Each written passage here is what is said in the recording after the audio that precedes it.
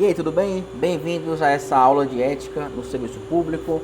Meu nome é Felipe Medeiros e eu vou ser o teu guia nesta jornada aí fascinante pelo mundo da ética. Tá o bicho aqui limpando o chão aqui, vai ficar esse barulhinho, tá? Mas se você está aqui, provavelmente está se preparando para um concurso público e sabe que o estudo da ética ele é fundamental. E eu vou te contar um segredo sobre o estudo da ética. A ética não é apenas sobre memorizar regras, é sobre entender o porquê, entender o que está por trás delas, compreender como essas regras moldam nossas ações e a nossa relação com a sociedade. Então se prepara para uma aula que vai além do superficial, tá bom? Vamos explorar aqui conceitos importantes, conceitos profundos, questionar pressupostos e compreender, construir uma compreensão sólida que você levará para a tua vida e para as suas provas de concurso público. Estou testando minha canetinha, está funcionando aqui direitinho, o verde. Você também me encontra no Instagram como @advfelipemedeiros, tá bom? Vamos para a aula, vamos começar aqui com um slide sobre o que é ética. Então, antes de mergulharmos nos detalhes da ética no serviço público em si, precisamos responder a pergunta fundamental: o que é ética, né? E aí eu quero saber se você já parou para pensar que a ética que conhecemos hoje é resultado de séculos de deliberação. E aí filósofos como Platão, Aristóteles, Kant e muitos outros dedicaram suas vidas a entender como os seres humanos devem agir em sociedade. Então a ética não é uma invenção recente, ela evolui constantemente acompanhando as transformações sociais e tecnológicas.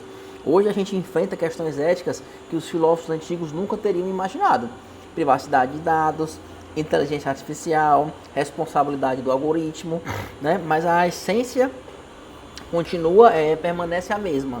Como é que a gente deve agir para beneficiar a nós mesmos e aos outros? Então essa aula é resultado aí de mais de uma, sei lá, acho que mais de uma década que eu estudo isso aqui, né? E algumas questões resolvidas, tá bom? Meu objetivo é fazer com que você passe no seu concurso, com que você acerte questões, mas também quero que você tenha uma compreensão genuína de ética, que você possa aplicar depois na sua vida profissional de maneira plena e de maneira eficaz, tá? Então, aqui num breve resuminho, indo agora para o slide em si, é a ciência do comportamento moral dos homens em sociedade, uma reflexão filosófica sobre valores e normas que regem a conduta humana. E a origem histórica de ética, a gente tem que fazer aí uma viagem no tempo, né? Tudo começa lá na Grécia Antiga. A palavra ética tem a origem no termo ethos, tá? Que significa costume ou caráter. E aqui está o ponto interessante. Quando a Grécia foi conquistada pelos romanos, lá em 146 a.C., houve uma fusão cultural bem extraordinária. Os romanos não só conquistaram territórios, eles absorveram a sabedoria grega. E nesse processo, eles criaram um equivalente latino, né, para ethos, a palavra mos ou mores, que também significa costumes, que também significa hábito. E dessa palavra latina mos surgiu o adjetivo morales, que deu origem ao termo moral em português. Então, tanto ética quanto moral têm raízes similares, ambas relacionadas a costumes e hábitos. Mas aqui está a chave: embora tenham origens parecidas, elas evoluíram para significados distintos ao longo dos séculos. E essa distinção é absolutamente crucial e importante para você não apenas entender a teoria, mas também para aceitar as questões de prova, tá? Então vamos começar com a etimologia. Ética, do grego, né? Vamos aprofundar a etimologia da palavra ética. A palavra grega ethos é fascinante, porque ela tem dois significados diferentes, dependendo de como você a pronuncia. Primeiro temos esse curtinho aqui, né, com o E longo, que é no nosso português, nosso idioma é ethos, com E curto, que significa costumes, que significa hábitos. Então pensa num costume estabelecido, por exemplo, numa repartição pública, como realizar consultas públicas antes de tomar decisões que afetem uma comunidade. Então, essa prática, repetida e consolidada ao longo do tempo, reflete um valor de transparência. Agora a gente tem o ethos, com um E um pouco mais longo, né? Que significa aqui caráter moral. Então, se refere às disposições internas, às virtudes que orientam a conduta de uma pessoa. Então, imagine um servidor público que recusa um suborno, mesmo que isso lhe traga boas vantagens pessoais, né? Essa ação dele reflete o seu caráter moral, uma disposição interna dele para a honestidade. Então, embora distintos, esses dois significados estão ligados de maneira intrínseca. Por quê? Porque os costumes de uma sociedade influenciam a formação do caráter do indivíduo. E o caráter do indivíduo contribui para transformar ou manter os costumes. E na administração pública, essa compreensão é vital. Agora, a gente indo para o latim, na etimologia moral, né, a gente tentando entender a palavra moral, explicando um pouco mais, ela vem do latim mos, ou mores, que eu já falei antes, que significa costume ou hábito. Então, assim como a ética tem raízes no grego, a moral tem raízes no latim. Historicamente, no uso clássico, especialmente na antiguidade grega e romana, as palavras moral e ética podiam ser tratadas como sinônimos. Ambas estavam relacionadas a costumes, hábitos e modos de viver. Mas aqui está o nosso ponto crítico. Com o desenvolvimento do pensamento filosófico ao longo dos anos, ao longo dos séculos, na verdade, também, né, uma distinção conceitual mais nítida entre os dois termos foi se consolidando. Então, embora Aristóteles, na sua obra Ética a Nicômaco, acho que ela está até aqui em cima, Ética a Nicômaco já tivesse lançado as bases para uma reflexão sistemática sobre a virtude e o caráter, foi sobretudo com Immanuel Kant, no século XVIII, que essa distinção se tornou mais proeminente. Então, Kant diferenciou claramente moral e ética, estabelecendo uma separação que perdura até hoje e é cobrada nas suas provas, tá? Essa distinção é tão importante que ela aparece frequentemente nas provas, nem fala que é de Kant, mas é a definição de Kant. Então, grave bem isso na sua mente. A distinção entre ética e moral foi consolidada principalmente por Kant no século XVIII. E essa é a principal distinção que a gente vai ver agora, depois de ler aqui o slide, né? Eu gosto sempre de falar, depois de ler um pouquinho o slide, que vai entrando, vai fixando na tua cabeça. Moral, vem do latim mos ou mores, significa costume ou hábito. Historicamente era sinônimo de ética, mas evoluiu para um significado distinto, que é esse que eu te expliquei agora. E agora vamos para a distinção, né? Parte 1 de distinção entre ética e moral. Ponto crucial, qual a diferença entre ética e moral? Essa é uma pergunta que aparece constantemente nas provas. Eu vou ser bem claro para você, eu quero que você entenda. Acho que eu vou até copiar, vou até pegar aqui a janelinha de texto e vou copiar, vou ditar, né? Depois eu vou copiar. Enfim, ele está decorado na minha cabeça, né? Mas vamos lá. Moral, conjunto de normas, regras, valores e crenças que são aceitos por um indivíduo ou uma comunidade, tá? Moral, conjunto de regras, normas, valores e crenças que são aceitos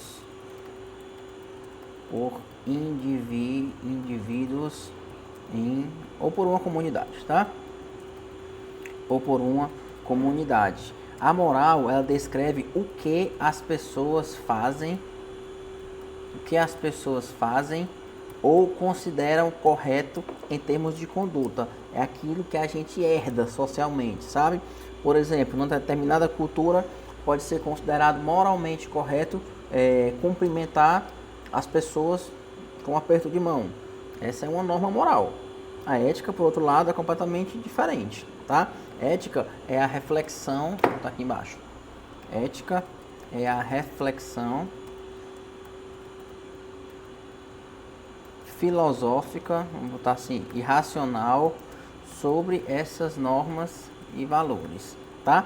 Então, a ética, enquanto a moral diz você deve cumprimentar com um aperto de mão, a ética pergunta por que é essa forma correta de se cumprimentar. Então, a ética pergunta o porquê algo é considerado correto, tá? Então, quais são os fundamentos dessa norma? É realmente universal esse aperto de mão ou é apenas uma convenção cultural? Então, essa é a diferença fundamental, tá? A moral, ela é um pouco mais prática, certo? A ética, ela é teórica. A moral é descritiva, a ética é reflexiva. Decora isso que eu te falei, aprende isso que eu te falei, porque isso é questão de prova, tá bom? Então, a moral é mais prática, a ética é mais teórica, a moral é descritiva, a ética é reflexiva. Vamos aprofundar aqui um pouquinho mais essa distinção, tá? A gente pode entender a moral como objeto de estudo da ética. Então, enquanto a moral descreve o que, a ética se pergunta por quê e para quê. Então a ética não se limita a observar a moral de forma passiva. Ela interroga a moral, ela critica, ela avalia a moral à luz de princípios e argumentos racionais. Por exemplo, um prático, né? Suponha que eu tenho uma regra moral no órgão público que diz: você não pode aceitar presentes de fornecedores. E a moral estabelece essa regra. E a ética pergunta: por que essa regra existe? Quais são os fundamentos? E a resposta, né, é bem clara, né? Que é para evitar conflitos de interesse, para garantir a imparcialidade, para proteger o bem público, tá? Então a ética investiga esses fundamentos e avalia se aquela regra é justificável. A ética também questiona se tem exceções, se a regra é aplicável em todos os contextos, se eu tenho situações que ela deveria ser modificada. Então, essa é a natureza reflexiva e crítica da ética. Então, quando você tiver uma questão na sua prova perguntando sobre ética, ela está pedindo para você refletir criticamente, não só para memorizar regras. Ela quer que você entenda os porquês por trás das normas, sabe? Então, no breve resumo, moral é o objeto de estudo da ética. A ética, ela questiona os fundamentos, critica e avalia as normas morais à luz de princípios racionais, tá? Objetivos da ética. Qual que é o objetivo fundamental da ética? O objetivo da ética é fornecer uma estrutura reflexiva e valorativa, nem coloquei aqui no slide, mas coloquei reflexiva, né? Uma estrutura reflexiva e... Alguém fez um pix para mim. Uma estrutura reflexiva e valorativa que não apenas explique e justifique, mas também questione, critique e aprimore os princípios morais que regem a conduta humana. Então a ética nos ajuda a entender por que a gente deve agir de determinada maneira e como a gente pode tomar decisões que beneficiam a nós mesmos e aos outros, promovendo a convivência mais justa e harmoniosa. Então quando a ética analisa uma regra, ela não está se limitando a descrever a função, ela questiona a validade dessa regra, ela questiona os fundamentos que sustentam essa regra, como a proteção do bem comum, a promoção da justiça e as possíveis consequências da aplicação, tá? É por isso que a gente fala que a ética tem conteúdo valorativo, ela é a doutrina do bem, né? A ética avalia o comportamento humano, a qualidade do que é bom ou mal, o que é certo, o que é errado. Então essa é uma característica essencial da ética. A ética não é neutra, a ética toma posição sobre o que é certo e o que é errado, sobre o que é bom e o que é mal, tá? E essa posição não é arbitrária, ela é fundamentada em argumentos racionais e princípios filosóficos. E na administração pública, essa compreensão é absolutamente vital. Então, o servidor público que entende a ética, ele não apenas segue as regras, ele compreende por que as regras existem e como aplicar essas regras de forma justa e equitativa, tá? Então, o objetivo da ética, fornecer estrutura reflexiva que explique, justifique e questione os princípios morais. A ética tem conteúdo valorativo e é a doutrina do bem. Agora a gente vai avançar um pouco e ver a ética como ciência normativa. A ética ela é frequentemente descrita como uma ciência normativa ou filosofia moral. E o que é que isso significa, né? Uma ciência normativa é aquela que estabelece normas, que estabelece princípios, que estabelece padrões para a ação. Então, diferente das ciências que são descritivas, que simplesmente observam e descrevem a realidade, a ética ela é prescritiva. Ela diz como as coisas devem ser. Ela não apenas observa como elas são. Então, a ética é um campo de estudo sistemático que investiga os princípios, as teorias e os argumentos que fundamentam as noções de certo e errado, de bom e de mal. A ética fornece uma estrutura conceitual para análise e avaliação de questões morais. Então a ética transcende a mera descrição de costume para se debruçar sobre o dever ser, como afirma aí o filósofo Vasquez, né? Ou Vasquez, se você preferir. A ética é a teoria ou ciência do comportamento moral dos homens em sociedade. Vou pegar um livro para vocês para recomendar sobre ética, só um instante.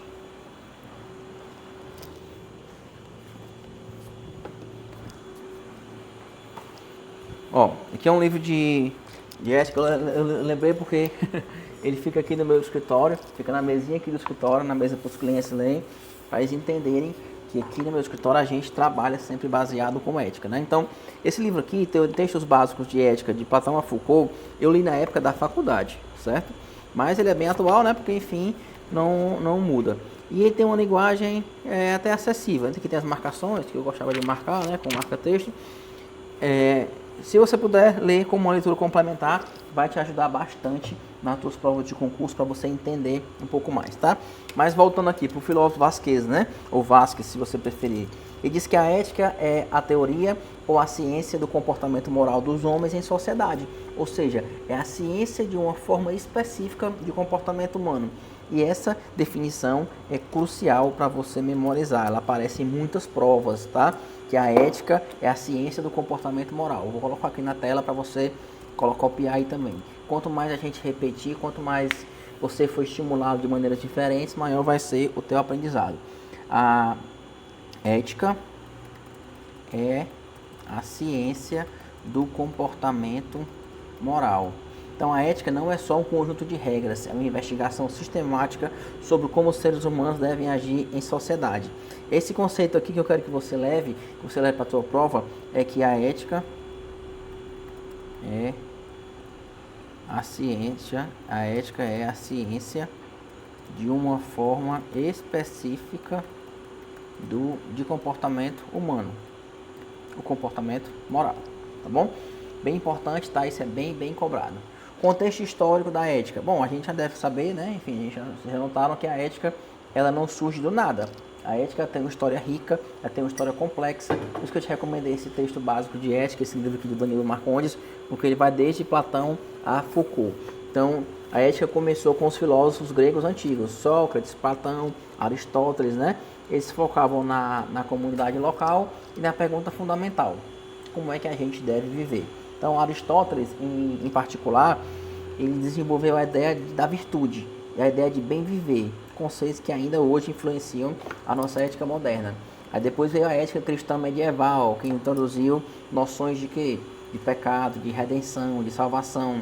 E essa perspectiva moldou de forma significativa a moralidade ocidental. Aí a gente já chegando aqui no período moderno, já no século XVIII, né? Estou marcando aqui no slide para você ter uma noção temporal.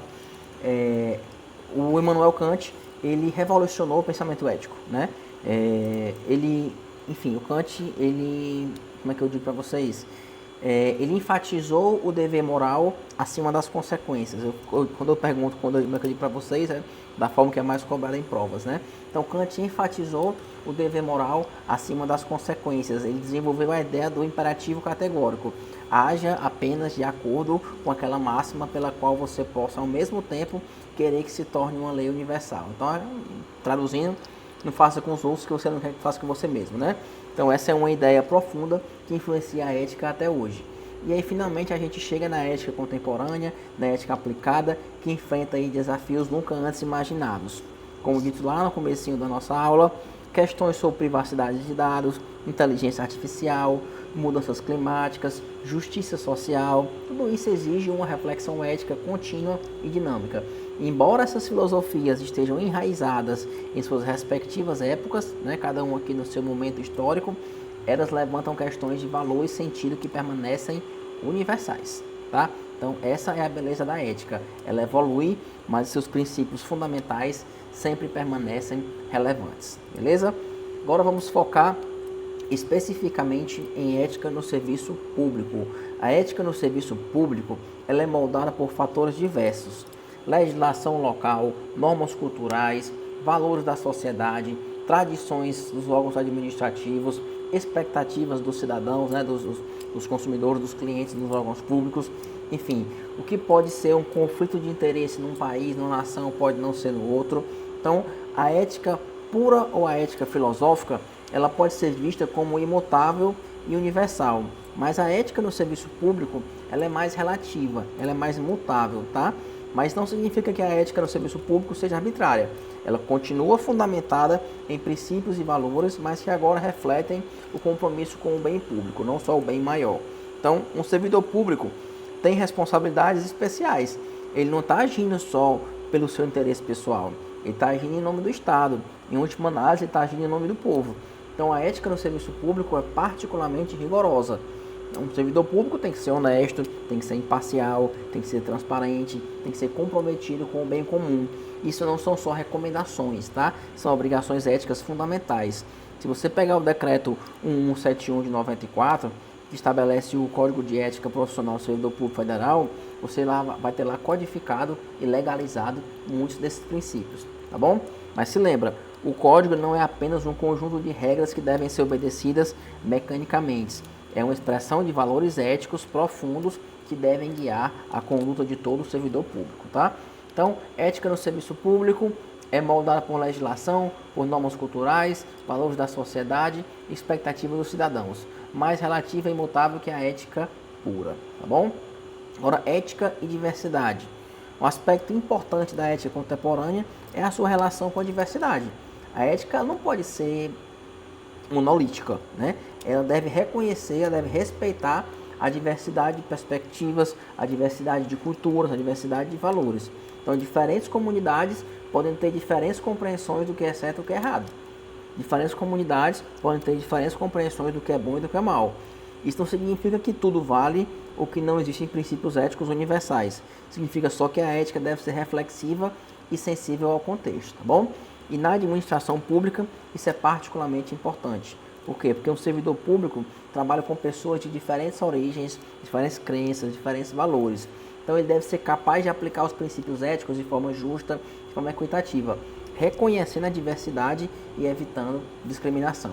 Então, ética e diversidade não são conceitos opostos, são conceitos complementares. Uma ética genuína é aquela que promove justiça e respeito para todos, independente de suas diferenças. E isso é especialmente relevante num país de dimensões continentais como o Brasil, que é extremamente diverso, né? Então, a ética no serviço público deve refletir essa diversidade e garantir que todos os cidadãos sejam tratados com igual dignidade e respeito, beleza? Então, ética e diversidade. Ética deve reconhecer diversidade de perspectivas e culturas, deve ser reflexiva e sensível ao contexto, promovendo justiça e respeito. Show de bola. Ética e responsabilidade social. Aqui a gente tem a ética ligada de maneira íntima, de maneira profunda, à responsabilidade social. Quando a gente fala de ética, a gente não está falando de ações individuais apenas. Embora estamos falando, na verdade, de como nossas ações afetam a sociedade como um todo. Então, o servidor público tem uma responsabilidade social, né, especial, porque suas ações não afetam só a ele, afetam toda a comunidade que ele serve. Então, se um servidor público é corrupto, isso prejudica não só o indivíduo que sofre a corrupção, mas toda a sociedade, porque mina a confiança nas instituições públicas, desestimula investimentos, prejudica o bem comum. Por outro lado, o servidor público ético contribui para o fortalecimento das instituições, para a confiança pública e para o bem comum. Então, a responsabilidade social da ética significa que devemos considerar as consequências de nossas ações para a sociedade. Enquanto servidor público, a gente não pode agir apenas pensando nos nossos interesses pessoais, a gente deve pensar nos bens coletivos. Isso é muito importante, é particularmente importante na administração pública, onde o interesse público deve sempre prevalecer sobre os interesses privados. Então, a ética e a responsabilidade social caminham juntas. Uma ética genuína é aquela que promove o bem comum e reconhece a nossa responsabilidade para com a sociedade, tá? Então, ética está ligada à responsabilidade social. Nossas ações afetam a sociedade. O interesse público deve prevalecer sobre os interesses privados, beleza? O Jonas voltou aqui. Vamos lá. Conduta, princípios e valores. Então vamos entender 4 conceitos fundamentais que aparecem de forma constante nas provas. Conduta, princípios, valores e virtudes. Primeiro, conduta é o comportamento observável, até complementar aqui, é o comportamento observável de uma pessoa, tá? É aquilo que você faz. Ficou ruim nessa minha complementação? Tudo bem. Conduta é o comportamento observável de uma pessoa. É aquilo que você faz, as ações que você toma. Princípios são as regras fundamentais ou diretrizes fundamentais que orientam essa conduta, certo? Por exemplo, honestidade é um princípio. E aí eu sou honesto porque eu tenho uma conduta honesta, baseada na regra fundamental, no princípio da honestidade. Terceiro, valores. Valores são aqueles que consideramos importante e desejável. Vou até colocar aqui porque isso cobra, tá? Valores são aquilo que consideramos importante e desejável.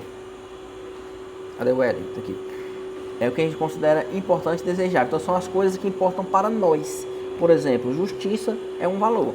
E finalmente, virtudes são disposições ou hábitos de excelência, tá? Virtudes são disposições ou hábitos de excelência. Deixa eu arrastar um pouquinho para cá.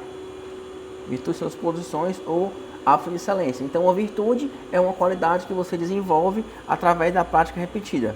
Por exemplo, coragem é uma virtude, né? Eu estou sempre agindo dessa maneira, tá bom?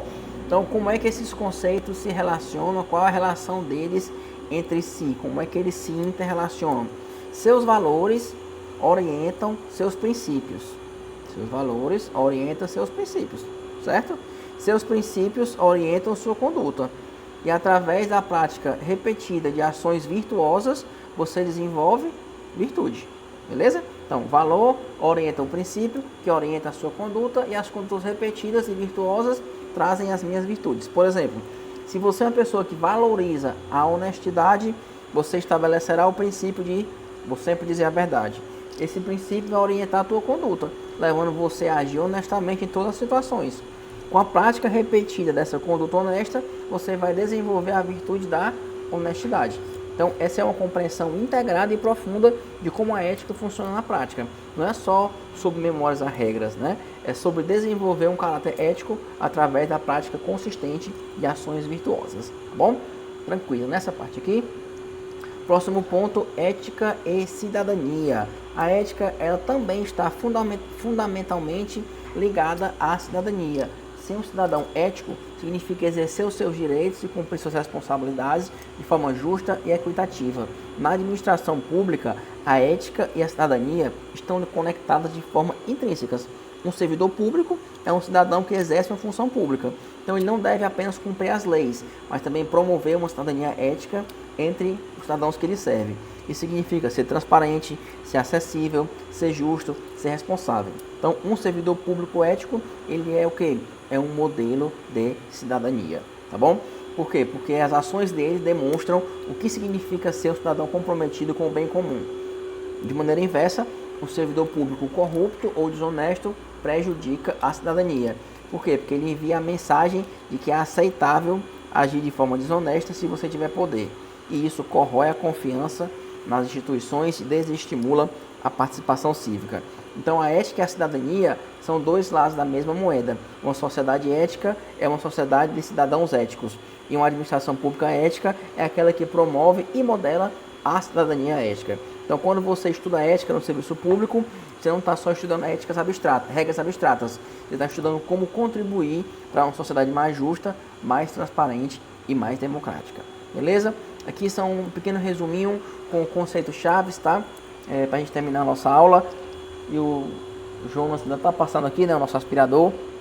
Vamos fazer um resumo dos conceitos chaves que você precisa memorizar para a tua prova, tá? Primeiro, ética vem do grego ethos e significa reflexão filosófica sobre a moral. Segundo, moral vem do latim mores, ou mos, e significa um conjunto de regras e normas vividas no cotidiano. Terceiro, ética é teórica e reflexiva, moral é prática e descritiva. Quarto, moral é o objeto de estudo da ética. Quinto, ética tem conteúdo valorativo e a doutrina do bem. Sexto, a distinção entre moral e ética foi consolidada principalmente por Kant no século XVIII. Sétimo, ética é a ciência do comportamento moral dos homens em sociedade. Oitavo, serviço público. Ética no serviço público é moldada por legislação, por normas culturais e por expectativas dos cidadãos. Nono, ética está ligada à responsabilidade social e à cidadania.